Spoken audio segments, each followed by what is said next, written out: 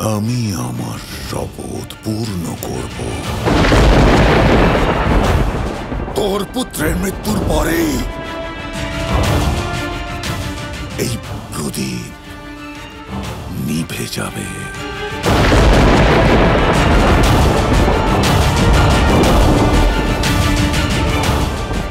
দেখ কংস, আমি বলেছিলাম আমার পুত্র আসবে, কিন্তু তুই শুনিসনি। আজ তোর কাল তোর সামনে দাঁড়িয়ে। আজ লুকোনোর জন্য না মাটিতে স্থান পাবি, না সমগ্র আকাশ পর্যাপ্ত হবে তোর প্রাণ বাঁচিয়ে পালানোর জন্য।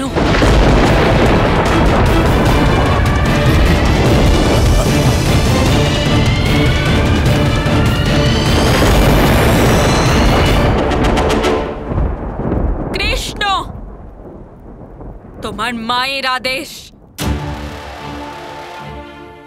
এই প্রদীপ তখনই নিভবে যখন এই পাপীর মৃত্যু হবে।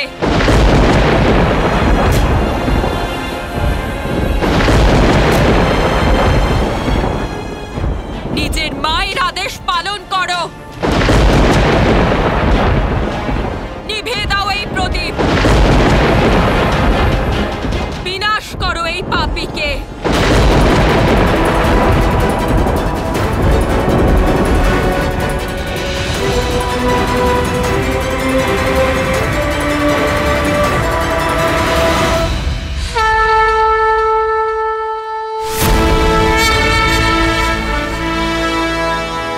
আমার মাতার দ্বারা দেওয়া এ হলো প্রথম আদেশ।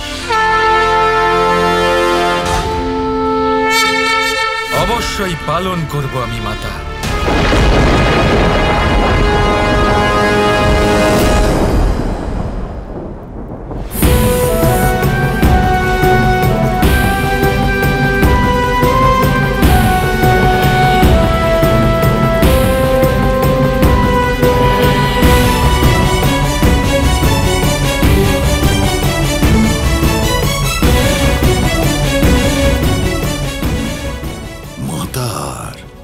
পুত্রের মিলন সমাপ্ত হয়ে গেছে।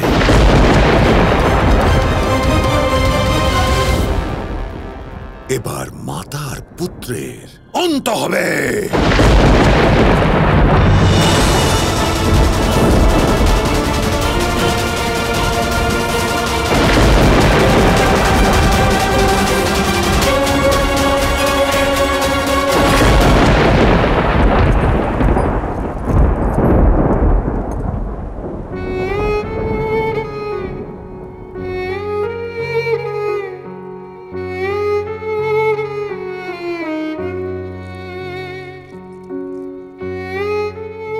বিজয়ী হও।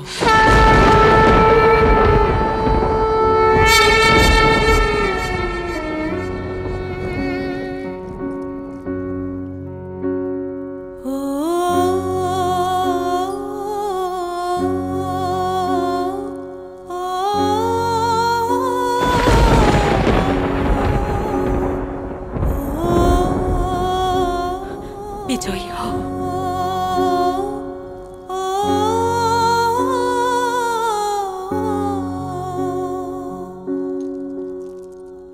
না কৃষ্ণ,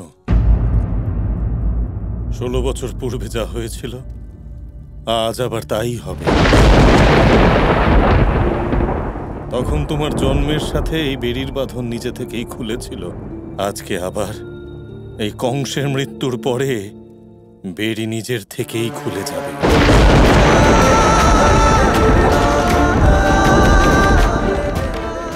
হ্যাঁ পুত্র, উচিত কথা বলেছেন তোমার পিতা।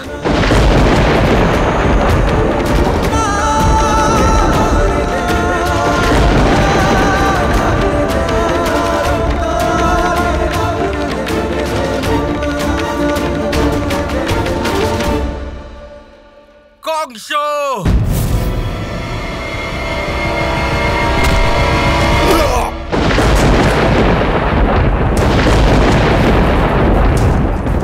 এবার আমাদের মধ্যে আর কেউ নেই কংস, শুধুমাত্র তুই আছিস আর আমি আছি। মৃত্যু।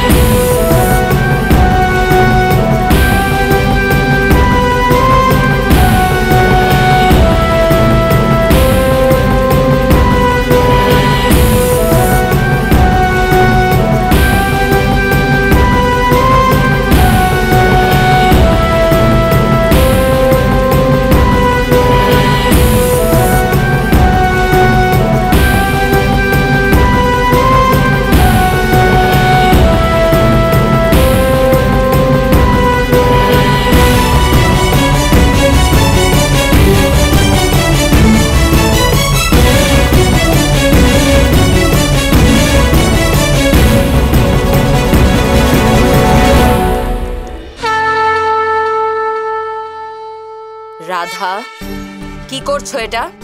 দুপুরবেলায় এই সময় প্রদীপ জ্বালাচ্ছ তুমি?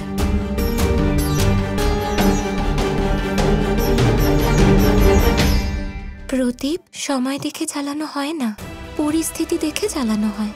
আর এটা হলো কৃষ্ণের বিজয় প্রদীপ। ওই অপার শক্তিশালী কংসের সামনে এই গোয়ালা কৃষ্ণের জয় হবে।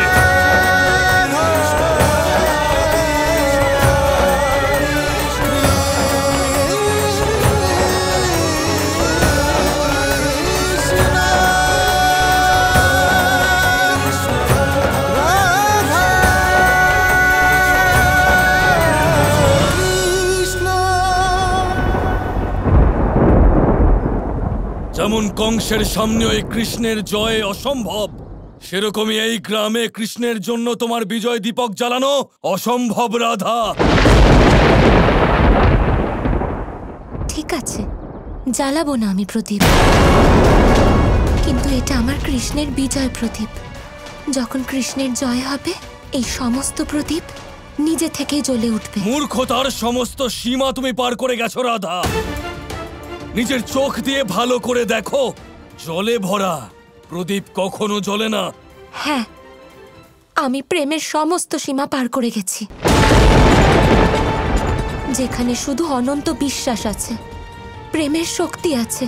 সেই বিশ্বাস থেকেই আমি বলছি, জলের মধ্যেও প্রদীপ জ্বলবে।